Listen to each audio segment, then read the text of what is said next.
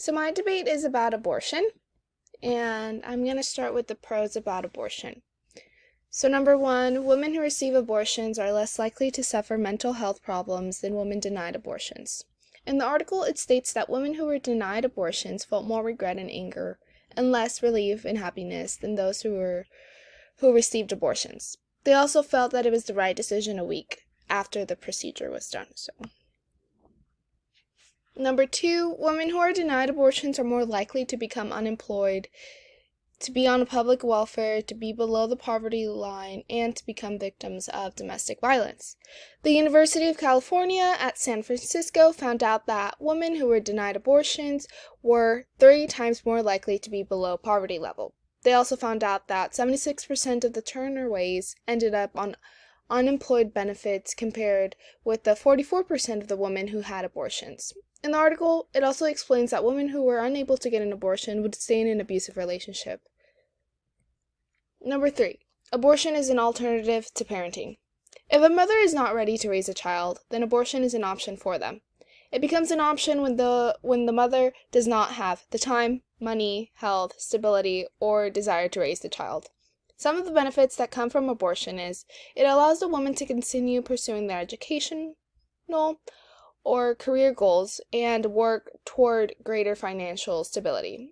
In the article, it also states that researchers suggest that by letting a woman have an abortion, it reduces risks such as maternal depression, child abuse, physical violence during pregnancy, and more. Number four, risk of abortion is less than giving birth. According to the article, a report stated that the risk of a mother dying while giving birth is around 8.8 in a million people, while abortion of a child is 0.6 in a million. They also say that it's a myth that if you get an abortion, you will have complications conceiving in the future. Number five, fundamental right of every woman. According to a survey, about 7% of the total number of induced abortions is because of the female being under rape, incest, or facing some serious medical conditions owing to pregnancy. Not only this, but in 1973, there was a case, Roe versus Wade, here in the United States, where the Supreme Court decided to make it a fundamental right for every woman.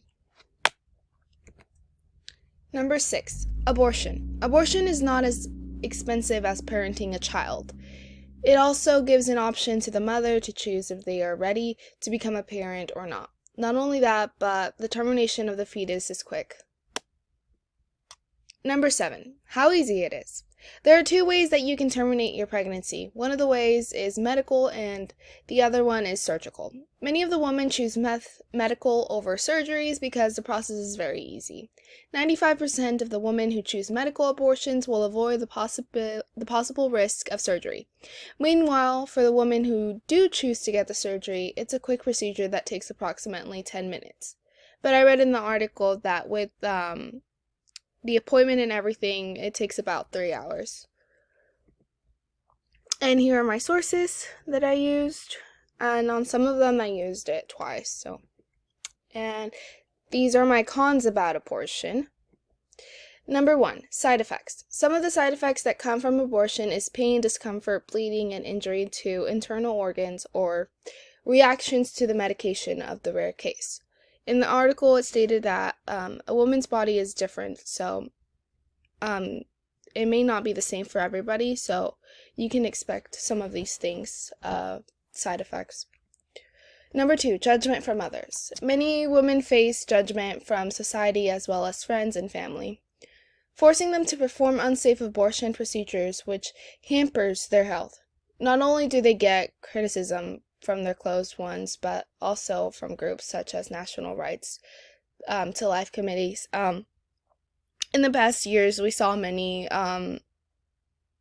people outside of abortion facilities just protesting against pro-life, which is, it's right, but it's just a lot of criticism that they get if they do choose to get an abortion.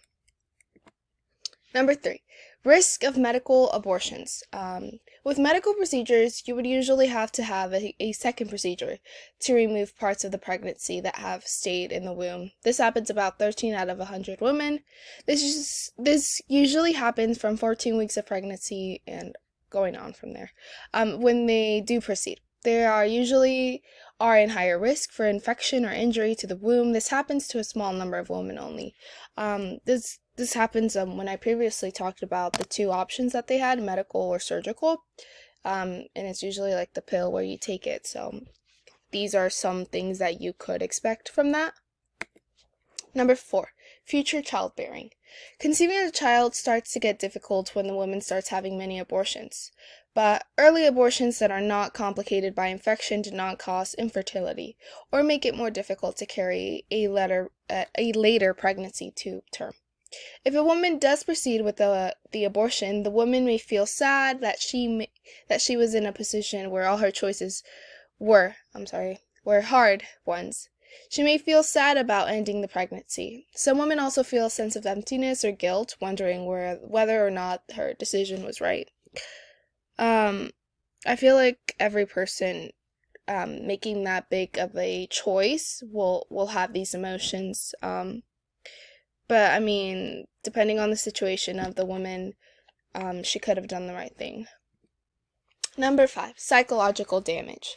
A researcher published in Scandinavia Public Health Journal indicates that women who went for an abortion at a young age have a higher risk of depression. Some even end up committing suicide.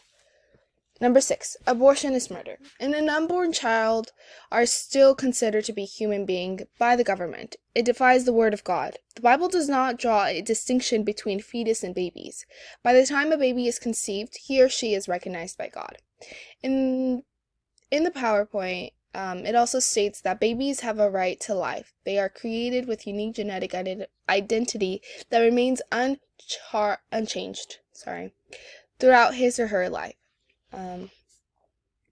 Number 7, long-term effects.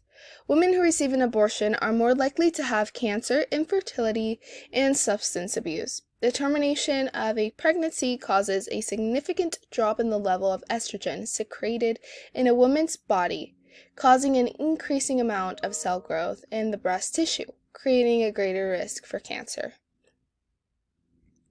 And these are my sources, and this is my opinion that I have. I personally am pro-life. I personally do not agree with abortion. I understand that some people may think it's the best decision at the time, but I just don't believe they are looking at the positive side of the situation.